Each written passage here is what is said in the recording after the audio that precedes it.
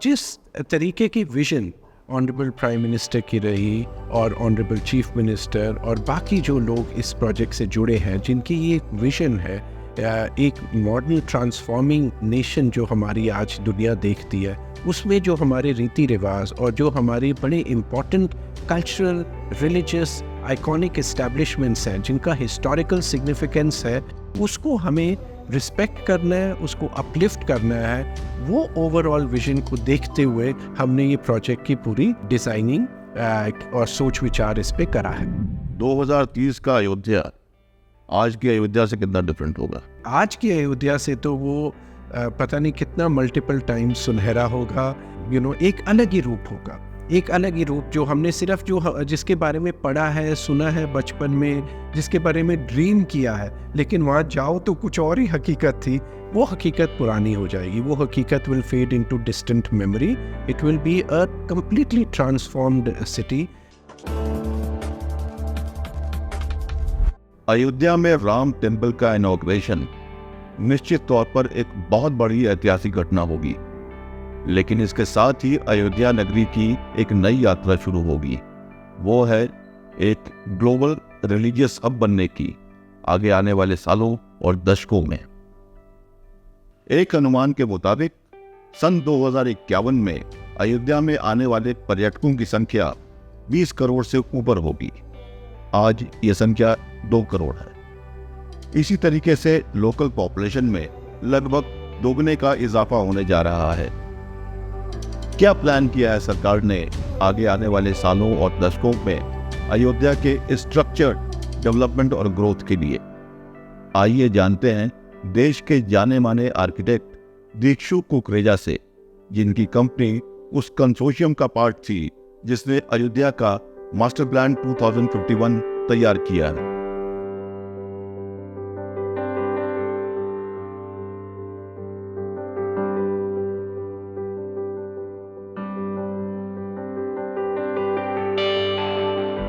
Mr. Kukreja, we all know how momentous this occasion is going to be when the Ram temple is eventually unveiled in Ayodhya this January. I would just like to get a sense of how you really got in the loop. What is the kind of mandate which has been given to you? So first of all, I would say that it is a matter of great honor and pride, not just for myself, but my firm CP Kukreja Architects, कि हमें इतना जो एक विश्व स्तरीय project है truly, और जिसकी इतनी सिग्निफिकेंस आज ही नहीं लेकिन सदियों से जुड़ी हुई है, उसमें हमें एक पार्टिसिपेट करने का मौका मिला है। और एक ऐसे शहर को, एक ऐसी जगह को जिसका इतना स्ट्रॉन्ग अटैचमेंट है लाखों करोड़ों लोगों का उस जगह से, उसके ऊपर हम एक फिजिकल डायमेंशन ला पा रहे हैं, हम उसका एक परिवर्तन कर पा रहे हैं। वो एक बहुत ही गर्व की बात है हमारे लिए। तो उस तरीके से तो मैं इसको बहुत इम्पोर्टेंट मानता हूँ, एक बहुत हम्बलिंग एक्सपीरियंस मानता हूँ। और जिस तरीके की विजन ऑनरेबल प्राइम मिनिस्टर की रही और ऑनरेबल चीफ मिनिस्टर और बाकी जो लोग इस प्रोजेक्ट से जुड़े हैं, जिनकी ये विजन है एक मॉडर्न ट्रांसफॉर्मिंग नेशन जो हमारी आज दुनिया देखती है, उसमें जो हमारे रीति रिवाज और जो हमारे बड़े important cultural, religious, iconic establishments हैं, जिनका हिस्टोरिकल सिग्निफिकेंस है, उसको हमें रिस्पेक्ट करना है, उसको अपलिफ्ट करना है। वो ओवरऑल विजन को देखते हुए हमने ये प्रोजेक्ट की पूरी डिज़ाइनिंग और सोच विचार इस पे करा है। ओके, मेरे ख्याल से शायद 2 साल पहले आपका काम ये शुरू हुआ था and you are part of consortium. जी बिल्कुल। जरा क्या ब्रॉडर नेचर क्या है ये सारे पार्टनर्स का, वो जरा समझाएंगे प्लीज। ये जो गवर्नमेंट ऑफ उत्तर प्रदेश ने इसके ऊपर जब चयन किया था कि किस डिज़ाइन फर्म को रखा जाए, और उनका जो RFP था एक ग्लोबल इनविटेशन था कि विश्व स्तरीय कंपनियां इसमें जुड़ें, इस प्रोजेक्ट से जुड़ें, उनका उस तरीके का एक्सपीरियंस होना चाहिए। और क्योंकि ये प्रोजेक्ट इतना कॉम्प्लेक्स है, क्योंकि हमारा रोल इसमें पूरे अयोध्या शहर को मास्टर प्लान और विजन क्रिएट करना है, which is a large and important task and has a lot of different complexities जो इसके साथ जुड़ी हुई है। तो उसको देखते हुए कंसोर्टियम भी अलाउड थे। दैट मीन्स हम होते हुए हमारे साथ, जैसे हम मास्टर प्लानर और अर्बन डिज़ाइनर हैं और इंजीनियर्स हैं CP कुकरेजा आर्किटेक्ट्स में, लेकिन इसके साथ साथ हमने और 2 कंपनीज के साथ मेल किया, और वो है, एक है ली एसोसिएट्स जो विदेशी कंपनी है इंफ्रास्ट्रक्चर से जुड़ी हुई, और LNT इंफ्रास्ट्रक्चर जो हमारे देश में इतने इम्पोर्टेंट इंफ्रास्ट्रक्चर के प्रोजेक्ट्स करते हैं, उनके साथ जोड़ होके मेल होके हम तीनों का कंसोर्टियम था जिसने इस प्रोजेक्ट में पार्टिसिपेट किया। एक सिलेक्शन प्रोसेस था और ऐसे इंटरनेशनल कंसोर्टियम ने भी पार्ट लिया था, और उस बेसिस पे हमारी प्रेजेंटेशन और हमारी जो सोच हमने सरकार के सामने रखी, उस पे उन्होंने चयन करके हमें चुना। उसके बाद फिर वो पूरी कार्यवाही शुरू हुई मास्टर प्लान की। खूब हमने रिसर्च करी, क्योंकि ऐसे प्रोजेक्ट में सिर्फ हमारी सोच क्या है, हमारी एक ड्रीम क्या है, उसी को पेश कर देना तो ठीक है, ड्रीम तो मेरा काम ही है ड्रीम करना, लेकिन it requires a lot of analytics, it requires a lot of research कि ऐसा किसी भी इस दुनिया में कोई ऐसी जगह और हो जिसकी हिस्टोरिकल सिग्निफिकेंस हो, इस नेचर की रिलीजियस सिग्निफिकेंस हो, और वहाँ पे और ऐसे फैक्टर्स हो कि भाई आपकी पॉपुलेशन X है तो आपके टूरिस्ट या जो वहाँ पे लोग आएंगे दर्शन करने वो 10x हो या 25x हो, वो कैसे इंफ्रास्ट्रक्चर उस जगह का डिज़ाइन होता है। तो आपकी आबादी तो छोटी है, लेकिन आने और जाने वाले लोग जो है वो बहुत संख्या के हैं, तो ये बड़े फैक्टर्स मैटर करते हैं इंजीनियरिंग साइड पे भी और ओवरऑल सोशल इम्पैक्ट पे भी। तो इन सब चीज़ों को देखते हुए हमने पहले तो काफ़ी रिसर्च की दुनिया में, यहाँ तक कि अगर आप वेटिकन की बात करें, हमने वेटिकन शहर को स्टडी किया जिसमें बिल्कुल यही फैक्टर्स है। बहुत छोटी जगह है वो, बहुत कम लोगों की आबादी है, लेकिन आने वालों की संख्या तो लाखों करोड़ों में है। तो इस तरीके के हमने फिर historical Indian cities, the oldest city in the world जिसे माना जाता है अपना काशी, उस पे हमने स्टडी किया कि किस तरीके से ओवर टाइम वो जगह डेवलप हुई है, किस तरीके से वहाँ का जो कल्चरल और हिस्टोरिकल फैब्रिक है वो आज की सोसाइटी के साथ एक कोएग्जिस्ट करता है बहुत सुंदर तरीके से। सो बहुत ऐसी चीज़ों को स्टडी करना पड़ा है, और उस बेसिस पे, और ये तो मैं एक बहुत संक्षिप्त तरीके से आपको बता रहा हूँ, बट बहुत रिसर्च करते हुए, स्टडीज़ करते हुए, एनालिटिक्स करते हुए, एनवायरमेंटल एस्पेक्ट्स को देखते हुए, मॉडर्न एस्पिरेशंस को देखते हुए, बहुत सारे फैक्टर्स के बाद हमने ऑब्वियसली मास्टर प्लान और विजन डॉक्यूमेंट तैयार किया, और उसमें हमने उत्तर प्रदेश सरकार के साथ हमारी बहुत प्रेजेंटेशंस रही, चर्चा रही, हमें काफ़ी मार्गदर्शिता मुख्यमंत्री जी ने उन्होंने दी, और उस बेसिस पे ही फाइनल रूप निकल के आया है वो master plan and vision document का। ओके, अब मैं एक चीज़ आपसे समझना चाहूँगा, अगले कितने डिकेड्स का आपने वो कैलकुलेशन किया है in terms of tourist arrival और उनके लिए जो आपको एमिनिटीज क्रिएट करनी पड़ेंगी? Can you share some of the hard numbers कि आज अगर वो एक्स नंबर है, एक्स नंबर ऑफ टूरिस्ट आते हैं, तो इस अनवीलिंग के बाद वो नंबर कहाँ तक जा सकता है? जी बिल्कुल, अभी जिस तरीके से है, आपने ये तो हम सभी इससे वाकिफ़ हैं कि 5 ईयर प्लान्स होते हैं और 20 ईयर मास्टर प्लान्स होते हैं कई शहरों के, जैसे दिल्ली जैसे शहर का भी 20 ईयर मास्टर प्लान बनता है और भी कुछ शहरों का। बट हमारे लिए यहाँ ज़रूरी था टू लुक बियॉन्ड। तो हमारा तो अगर आप देखें टाइम पेंडुलम आप पूछें, सदियों तक पीछे जाके किस तरीके की अयोध्या नगरी थी और क्या उसका रूप बदलता रहा और क्या आज की अयोध्या नगरी, और उसी तरीके से हम अगर आगे सदियों का सोचें, हमने वो भी उस पर भी विचार किया है। तो हमारी विचारधारा सिर्फ इस पे नहीं रही कि भाई हम 5 साल 10 साल और 20 साल तक सीमित रहे, बट येस साइंटिफिकली अगर आप देखें तो this kind of projections can only keep getting diluted over time, क्योंकि आज आप और मैं बैठे यहाँ पे ये नहीं डिसाइड कर सकते कि 21-23 में आज से 100 साल बाद क्या दुनिया का रूप रहेगा या क्या शहर का रूप रहेगा। However certain fundamentals as a planner I can think about. तो हमने उस तरीके से इस पे सोच किया, और हमने यहाँ पे ये ध्यान रखा है कि जो भी देखिए, एक और हमारे लिए चैलेंज क्या था कि अगर हम किसी भी नंबर्स की बात करें कि अयोध्या में आज कितने पर्यटक जाते हैं या पिछले 10 साल में कितने गए हैं,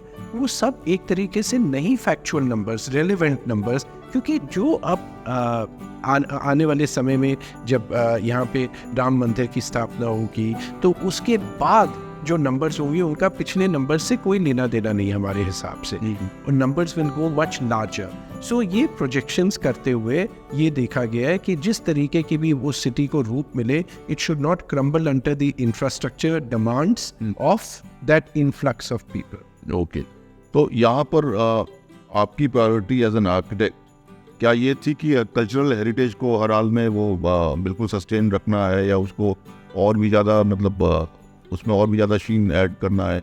what was your priority like? तो अयोध्या सिटी का जो अब ये प्रोजेक्ट रहा है, ये एक बहुत कॉम्प्लेक्स और बहुत इम्पॉर्टेंट प्रोजेक्ट रहा है उस तरीके से. सो देर इज़ नो डाउट कि हमने इस पे वो कल्चरल सिग्निफिकेंस इसका रखा है. बट जिस स्केल का देखिए, अगर हम नॉर्मली बात करते हैं कोई मॉन्यूमेंट्स की, हमारे यहाँ आर्कियोलॉजिकल सोसाइटी है, आर्कियोलॉजिकल सर्वे ऑफ इंडिया या ऐसे नेशनल मॉन्यूमेंट अथॉरिटी, तो नॉर्मली ये चीज़ें कल्चरल प्रिजर्वेशन की बात सीमित रहती है किसी एक बिल्डिंग को लेके, किसी एक मॉन्यूमेंट को लेके, कोई पुराना पैलेस हुआ, मंदिर हुआ, मस्जिद हुआ, या जो भी इस तरीके से. पूरे शहर की बात, यहाँ पूरा शहर एक था जिसको एक रूप देना है, लेकिन उसका पुराना जो उसका सिग्निफिकेंस है उसको कहीं वाइप आउट नहीं करना, तो उसकी तो डायमेंशन ही बदल जाती है. तो इसलिए जो कल्चरल वैल्यूज़ यहाँ की रखी हैं, हमने एक तो important components of the city को ध्यान में रखते हुए, बेशक वो सरयू रिवर है या राम मंदिर और उसके इमीडिएट प्रिसिंक्ट है, या पुरानी अयोध्या नगरी है, या एक्सपेंडिंग नई अयोध्या नगरी है, या जहाँ मॉडर्न इंफ्रास्ट्रक्चर आएगा जैसे कि international airport, railway station, bus terminal और बहुत सुविधाएं डेवलप करने की एरिया, पब्लिक स्पेसेस. तो इन सब के लिए ऐसा लैंग्वेज मीडियम हमने चुना जो वहाँ का आर्किटेक्चर हो, क्योंकि ये प्रोजेक्ट हम एक मास्टर प्लान लेवल पे कर रहे थे. लेकिन मैं चाहता था कि ये मास्टर प्लान जैसे अभी तक हमारे देश में बनते आए हैं वो 2 डायमेंशनल होते हैं. अगर आप कभी DDA का मास्टर प्लान भी दिल्ली का शहर का उठा के देखें तो जी, लाल रंग का मतलब यहाँ कमर्शियल एक्टिविटी अलाउड है, पीले रंग का मतलब यहाँ पे रेजिडेंशियल एक्टिविटी अलाउड है. मेरे हिसाब से मास्टर प्लान ये नहीं होता. मास्टर प्लान एक लिविंग डॉक्यूमेंट है, meant for living people like you and me. So Ayodhya के मास्टर प्लान में भी हमने इतना काम किया, इतनी सोच लगाई है कि इसको कैरेक्टर कैसे मिलेगा वहाँ का, चाहे वहाँ का एयरपोर्ट हो, चाहे बस टर्मिनल हो, चाहे धर्मशाला हो, या शहर के द्वार हो जो लोगों को इनवाइट करेंगे. हर में हमने एक आर्किटेक्चरल लैंग्वेज भी डिसाइड करी कि इस तरीके का कैरेक्टर आना चाहिए, जो मेरे लिए बड़ा इम्पॉर्टेंट फैक्टर था अगर हमने किसी शहर के लेवल का कल्चरल वैल्यू प्रिजर्व करनी है. अदरवाइज़ हम जाते हैं, अब जैसे हमारे कई पुराने शहर जो है वो इतने सुंदर बने हुए, राजस्थान में कुछ ऐसे हैं, उदयपुर लो, जोधपुर लो, जैसलमेर लो, और बाकी प्रदेशों में भी बहुत ऐसे अनगिनत जूल्स हैं जी. और आज की डेट में अगर आप देखें हमारे शहर जिन्हें हम कहते हैं हैदराबाद, बेंगलोर या पुणे या दिल्ली, क्या है यहाँ का बिल्ट एनवायरनमेंट हम क्रिएट कर रहे हैं, यहाँ क्या कल्चरल वैल्यू हम छोड़ के जा रहे हैं आने वाली जनरेशन के लिए. तो इसलिए बड़ा इम्पोर्टेंट था हमारे लिए कि ठीक है, हम एक अयोध्या को नया रूप दे रहे हैं, नया ट्रांसफॉर्मेशन क्रिएट कर रहे हैं, लेकिन जो उसका सोल है, जो उसका अंदर का, जिससे वो जाना गया है सदियों से, that has to come manifest itself. That was very, very important. Outside of the temple, 3 major recommendation क्या है आपका, या 3 मेजर कंपोनेंट क्या है जो आप ऐड करने जा रहे हैं, या तो आप रिवैम्प के फॉर्म में या फ्रेश क्रिएशन के फॉर्म में? जी, 3 मेजर हाईलाइट बताइए मुझे. देखिए, सबसे तीन मेजर को मैं not in order of priority अगर बात करूं, एक तो मेरे लिए बहुत इंपॉर्टेंट था सरयू रिवर, और क्योंकि that is not just river which is flowing through a city, but it has a lot of cultural value attached to it and it has an environmental value attached to it. आज की date में हम किसी भी भारतीय शहर में जब जाते हैं तो क्या देखते हैं, हमारी जो रिवर्स, जो बेडरॉक ऑफ सिविलाइजेशन रहती थी, उनको हमने बैकयार्ड की तरह एक नाला बना दिया है, चाहे वो अपनी यमुना रिवर ही क्यों ना हो या कहीं पे भी शहरों में देखें. तो हमारे लिए बड़ा इंपॉर्टेंट था कि सरयू रिवर को फिर से लाइफ लाइन ऑफ अयोध्या बनाया जाए, a very active, vibrant, environment friendly public space. तो वो इम्पॉर्टेंट था. दूसरा था जो अपनी पुरानी अयोध्या नगरी है. अगेन मैं इसका उदाहरण आपको बाकी देश से कहूँगा कि हमने अपने old town, old part of the city, चाहे वो दिल्ली का शाहजहानाबाद हो, अहमदाबाद में पोल्स हो, या और जगह हैदराबाद वगैरह, हमने अपने ओल्ड टाउन को तो बिल्कुल निगलेक्ट कर दिया है. बस ऊंची ऊंची नई इमारतों की बात हम करते रहते हैं, शीशे की इमारतें बन गई तो इंडिया मॉडर्न बना दिया. ये नहीं मेरी सोच इस तरीके की. सो हमारे लिए इम्पोर्टेंट था कि जो पुरानी अयोध्या नगरी, नई डेवलपमेंट तो ज़रूर उसकी ज़रूरत है और वो बिल्कुल करनी है, और वो तीसरी इंपॉर्टेंट चीज़ है. लेकिन second important thing was the old नगरी इटसेल्फ, कि उसको कैसे हम उसका कैरेक्टर ना डिस्ट्रॉय करते हुए, हाउ डू वी एनलाइवन इट, और वहाँ की जो प्रॉब्लम्स है, वहाँ जो लोग रह रहे हैं, उनको ये नहीं कि वो एक तरीके के बस एक म्यूजियम की तरह वहाँ पे रह रहे हैं, उनको कैसे वो उनकी एरिया को वाइब्रेंट किया जाए। तो जैसे आपकी होती है ओवरहेड केबल्स और बिजली की तारें, नंगी तारें, उनको अंडरग्राउंड किया जाए। स्टॉर्म वाटर डिस्पोजल, ओपन नालियाँ जो रन कर रही होती हैं, खुली नालियों की जगह अंडरग्राउंड उसको प्रॉपर कवर्ड ड्रेन्स बनी जाए। यूनिवर्सल एक्सेसिबिलिटी वहाँ कैसी हो, अगर मैं किसी तरीके का हैंडीकैप पोजेस करता हूँ, चलने में तकलीफ़ है, इंसान ओल्ड एज सिटीज़न है, सीनियर सिटीज़न है, उनके लिए कैसी फैसिलिटीज़ वहाँ हो, बैठने की, सिक्योरिटी की, आपकी जो साइनेज है दुकानों की, नीचे दुकान ऊपर मकान, जैसे हमारे पुराने शहर बसे हुए हैं, तो वो साइनेज को कैसे एक ऑर्डर दिया जाए, सिंपल चीज़ें इस तरीके की। तो वो सब चीज़ों से ही बहुत इंपॉर्टेंस आती है। वहाँ उसमें मुझे लानी थी लेयर ऑफ टेक्नोलॉजी, क्योंकि आज आप और मैं उस पुराने शहर में अगर जाए और सडनली रियलाइज़ करें हमारा मोबाइल ही नहीं चल रहा, तो एकदम क्या होगा, that is something we can not ignore. So किस तरीके की वाईफाई कनेक्टिविटी, किस तरीके के सीसीटीवी कैमरा, सिक्योरिटी, ये सब चीज़ों को भी शहर के अंदर इंटीग्रेट करना ज़रूरी है। तो that was the second important thing. And then the third important thing was कि yes, we have to take cognisance of the fact कि ये यहाँ पे आबादी बढ़ेगी और आबादी को ऑर्गेनाइज तरीके से बढ़ने के लिए उसकी कैसे हमने प्लानिंग करनी है। तो बेशक एक नई टाउनशिप सोची गई है कि ब्रांड न्यू टाउनशिप बनेगी 1400-1500 एकड़ में, जहाँ पे वहाँ पे एक्सपेंशन जो होनी है सिटी की, वहाँ प्लान तरीके से हो सके। लोगों का आने का क्या माध्यम रहेंगे, तो अगर वहाँ पे एक एयरपोर्ट बनाना है या रेलवे स्टेशन बनाना है, तो उस तरीके की प्लानिंग जो है important. That was the third element. How do you add modern infrastructure into the city to make the city liveable. हम कोई ये संग्रहालय तो नहीं बना रहे, ये हम एक एक्टिव लिविंग वर्किंग शहर की बात कर रहे हैं, तो इसलिए वो मॉडर्न फैसिलिटीज जो उनकी ज़रूरतें हैं, वो तीसरा एलिमेंट। आपके ओवरऑल प्लानिंग में कितना एलिमेंट है जो कि ब्राउन फील्ड है और कितना एलिमेंट है जिसको हम ग्रीन फील्ड कहते हैं, एक फ्रेश क्रिएशन है कम्प्लीटली? देखिए, इसका एक न्यूमेरिकल वैल्यू देना थोड़ा सा मुश्किल इसलिए है कि अभी अगर आप देखें, एक लेवल पे मैं कहूँगा 70% ओल्ड है ब्राउन फील्ड, ओके, और 30% 70% जिसको आप रिवैम्प करेंगे या जी जो आपके मास्टर प्लान में है। जी बिल्कुल, थैंक यू। और 30% नई बिल्कुल चीज़ें आ रही है। लेकिन ओवर टाइम ये नंबर बदलता जाएगा, क्योंकि जो इसकी प्रोजेक्शंस हैं कि ओवर टाइम तो अयोध्या शहर जैसे कोई भी शहर होता है बढ़ता चला जाएगा, आबादी बढ़ेगी, तो जब आबादी बढ़ेगी तो और नई चीज़ें उसमें आती जाएंगी, तो वो जाके कहीं ना कहीं आपका पुराना ब्राउन फील्ड 50% रह जाएगा, नया 50% पे आ जाएगा 30 से। सो इस तरीके से वो बदलेगा। बट यस, मेजॉरिटी जो शहर है वो पुरानी शहर और उसकी जो स्पेसेस है उस पर हमने इम्पोर्टेंस। आपने एक न्यू टाउनशिप की बात की, क्या वो कुछ सैटेलाइट टाउन की तरीके से होने जा रहा है? यस एंड नो, क्योंकि वो एक तो इतने बड़े स्केल की बात नहीं हो रही जैसे NCR होता है कि पूरा एक टाउन बसेगा। ये कोई 1500 एकड़ की बात हो रही है, जो मैं नहीं मानता, बहुत विशाल भी है। बट यस, अयोध्या के स्केल के हिसाब से फिर भी एक लार्ज पीस ऑफ लैंड है जहाँ पे पूरी नई डेवलपमेंट की बात हो रही है। तो उस तरीके से आप इसको एक सैटेलाइट अटैचमेंट मान सकते हैं, या एक तरीके से एक नई लोकेलिटी अयोध्या शहर की वैसे मान सकते हैं। इन टर्म्स ऑफ मॉडर्न एमिनिटीज क्या क्या आपने प्रपोज किया है? कोई भी हाई एंड इंटरनेशनल टूरिस्ट आता है, क्या वो उसको किस तरीके का एनवायरनमेंट मिलेगा वहाँ पे? देखिए, हमने जिस तरीके की प्लानिंग पे यहाँ पे विचार किया है, हमारे लिए हम इसे बहुत ज़रूरी मानते थे कि कभी कभी क्या होता है, हम लोग हाई एंड लोगों पे ही फोकस कर जाते हैं, अपनी आम जनता, आम नागरिक को भूल जाते हैं या एक सेकेंडरी रोल दे देते हैं।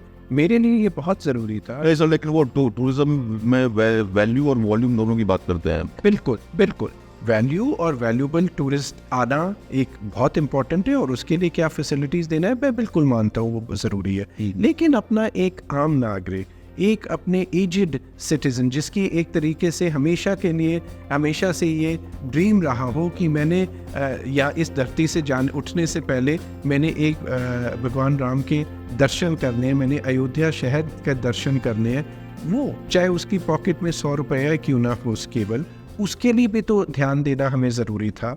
तो इसलिए हमने उतना ही ध्यान एक आम आदमी के लिए दिया है जितना कोई हाई एंड टूरिस्ट के लिए दिया है। टूरिस्ट के स्केल्स आप मानेंगे डिफरेंट लेवल के होते हैं। तो सुविधाएं का मतलब है yes there are areas provided जहाँ पे लग्जरी टूरिज्म आ सकता है, आपके 5 स्टार होटल्स और उस तरीके का resort tourism, medical tourism, Ayurvedic tourism, उस तरीके के मेडिटेटिव लेवल के फैसिलिटीज़ हो सकते हैं। और उसके साथ साथ उतना ही इम्पोर्टेंट था, और मैं तो एक्चुअली मानूंगा उससे भी ज़्यादा इम्पोर्टेंट हमारे लिए रहा था, कि हम किस तरीके की टूरिस्ट फैसिलिटीज़, एकोमोडेशन फैसिलिटीज़ जैसे कि धर्मशालाज हो, धर्मशाला के रूप में दे सकें। क्योंकि जो आदमी वहाँ आ रहा है, बेशक आप उसे हम आप और मैं गरीब माने क्योंकि उसके पास पैसा नहीं है इतना, लेकिन उसकी जितनी मानता है ये कम तो नहीं है।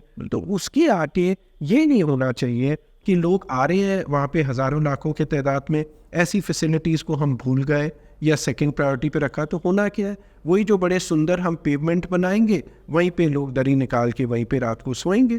तो ये चीज़ें नहीं होनी चाहिए, और ये चीज़ें हमारी एक मॉडर्न इंडिया में अब इस तरीके की प्लानिंग या लैक ऑफ प्लानिंग जिसे हम मानेंगे नहीं होना चाहिए। तो that is why it was important to address that level of tourist also.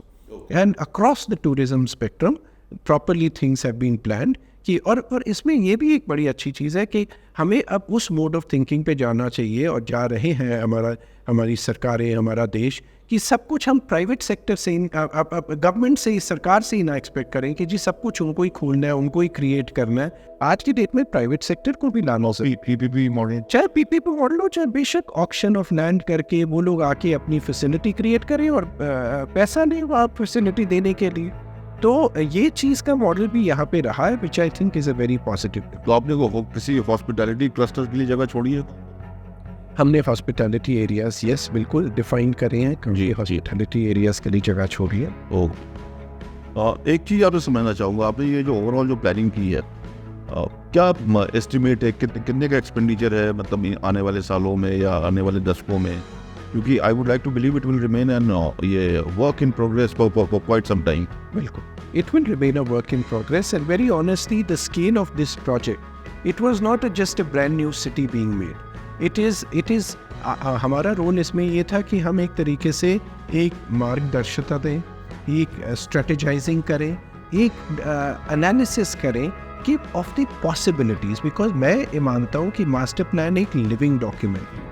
मैं नहीं मानता कि मुझे किसी ने ऊपर से ये एक प्रदान दे दिया है कि या कि I can create what Ayodhya will be tomorrow. That is not, I think that is a very egoistic way of working. और येस आई हैव टू से कि मास्टर प्लानिंग हमारे देश में एक लेवल तक, जिसे मैं कहता हूँ आइवरी टावर्स में बैठे लोग डिसाइड कर लेते हैं यहाँ ये होगा तो यहाँ ये होगा। नहीं, it has to be living working document which can change over time. So इस तरीके की सोच जब रखो तो ये बड़ा मुश्किल है ऐसे प्रोजेक्ट में डिफाइन करना कि कितनी इन्वेस्टमेंट कितने साल में होगी। वो इम्पॉर्टेंट नहीं है, इम्पॉर्टेंट है कि आपने सारे पैरामीटर्स ले डाउन कर दिए हैं, डिफरेंट स्ट्रैटेजीज पेश कर दी है। अब कैसे मार्केट उसको रिस्पॉन्ड करती है, you can move in that direction. कहने का मेरा मतलब ये है कि अगर सपोज प्राइवेट सेक्टर ज़्यादा आगे आता है और प्राइवेट सेक्टर में वो ज़्यादा रिस्पॉन्सिबिलिटी और अपॉर्चुनिटीज़ वहाँ क्रिएट होती हैं कि वो होटल्स बना रहे हैं 3 स्टार 4 स्टार 2 स्टार 1 स्टार, तो वो एक अलग टाइप की इन्वेस्टमेंट है। अगर हम बात करें कि हमने सोशल इंफ्रास्ट्रक्चर ज़्यादा क्रिएट कर रहे हैं, जैसे कि हम कह रहे हैं स्कूल्स, यूनिवर्सिटीज़ भी यहाँ पे बने, क्यों ना यहाँ पे वैदिक यूनिवर्सिटी इस्टेब्लिश की जाए, क्यों ना यहाँ पे आयुर्वेदा का वर्ल्ड आयुर्वेदा सेंटर ऐसा बने जो विश्व में नहीं कहीं पे हो और विश्व स्तरीय बिल्कुल इन ट्रू सेंस हो। तो इस तरीके की इंफ्रास्ट्रक्चर के लिए भी प्राइवेट एंटरप्राइज को भी लाया जा सकता है या गवर्नमेंट भी सेट कर सकती है। So there are many possibilities that have been left open to take the right course of direction, because we don't want कि हम ऐसी सिटी हाई हैंडेड तरीके से, जो मैंने अभी पहले कहा, बने कि हम ही डायरेक्ट कर रहे हैं कि जी आम आदमी या वहाँ के हर सिटीजन को, हर विजिटर को हमारे तौर तरीके से ही रहना है या आना है। सो time will show the right. I got your point. But tell me one specific thing. I mean, after the unveiling of the temple, in next 2 years, what all will be added, which we can expect to happen in the near run? Yes, I can share that with you कि यहाँ पे जैसे railway station की development हो रही है, हाँ जी, और नहीं उसे विस्तार एक्सपेंड किया जा रहा है। सिमिलरली एयरपोर्ट की स्थापना की जा रही है, इंटरनेशनल लेवल एयरपोर्ट की।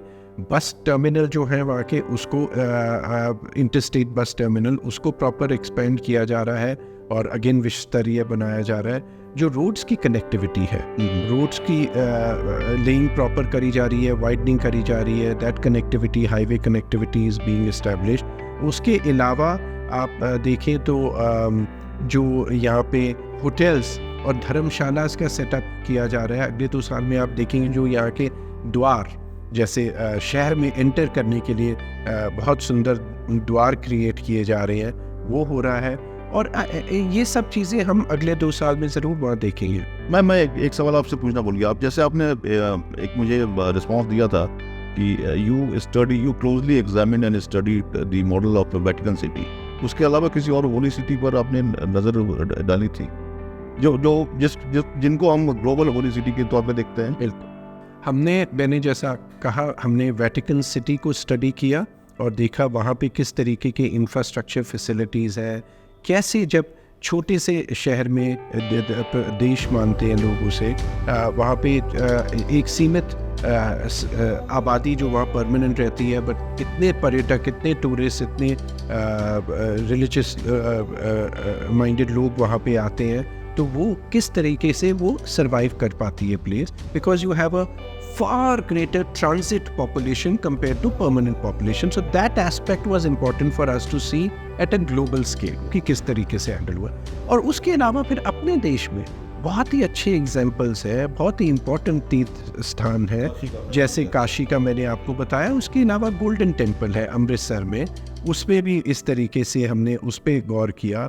साउथ में तिरुपति है, उस पर हमने गौर किया। पुरी को ईस्ट में देखा, तो यहाँ तक कि जो अपना कामयाब टेम्पल है गुवाहाटी में, वहाँ पे कैसे लोग पहुँचते हैं इतनी दूर, तो ये चीज़ों को हमने स्टडी किया। हमने माता वैष्णो देवी का जो है जम्मू के पास तीर्थ स्थान, उसको स्टडी किया। बट इम्पॉर्टेंटली अगर आप प्रायोरिटी में पूछें तो मैं कहूँगा काशी, गोल्डन टेम्पल, तिरुपति और उधर वेटिकन। आपके इलस्ट्रियस करियर का ये सबसे प्रेस्टिजियस प्रोजेक्ट है अभी तक? जी। देखिए, इससे बड़ा क्या हो सकता है? नहीं, आपकी बात बिल्कुल ठीक है, क्योंकि बात एक प्रोजेक्ट की नहीं है, बात पूरे शहर की है। पूरे शहर की तो साइज में और हिस्टोरिकल और कल्चरल सिग्निफिकेंस में तो ऐसी कितनी अपॉर्चुनिटीज होंगी। तो उस तरीके से तो we are very very grateful to Almighty God, to Bhagwan Shri Ram, and of course our government to have that confidence in Indian consultants to be able to stand out there and create these visions for our cities for the future. So I'm very happy and proud to do that, and yes, हमारे career में ये बहुत ही one of the most important projects मैं ऐसे कहूँगा, if not the most important project। एक आखिरी point आपसे मैं ये पूछना चाहूँगा, in the best case scenario 2030 का अयोध्या आज की अयोध्या से कितना डिफरेंट होगा, अगर आप एक पिक्चर ड्रॉ कर सके? ये मैं कहूँगा कि आज की अयोध्या से तो वो पता नहीं कितना मल्टीपल टाइम्स सुनहरा होगा। इसको मैं किस तरीके से आपके सामने लाऊं, आई थिंक एक अलग ही रूप होगा, एक अलग ही रूप जो हमने सिर्फ जिसके बारे में पढ़ा है, सुना है बचपन में, जिसके बारे में ड्रीम किया है, लेकिन वहाँ जाओ तो कुछ और ही हकीकत थी। वो हकीकत पुरानी हो जाएगी, वो हकीकत will fade into distant memory. It will be a completely transformed city. So कोई मल्टीपल वैल्यूज़ नहीं मैं दूंगा उसे, but it will be complete transformation of the city. A transformation to make you feel that you are in that beautiful centuries old Ayodhya जो आप और मैंने जिसको ड्रीम किया हुआ है और जो हमारे सबकॉन्शियस में बसा हुआ है। बिल्कुल, जो सबकॉन्शियस में बसा हुआ। Thank you so much for your time, and we will all wait to see how it really evolves in the coming years. As I said, it's going to be a work in progress for many years to come. बिल्कुल। Thank you so much. Thank you very much.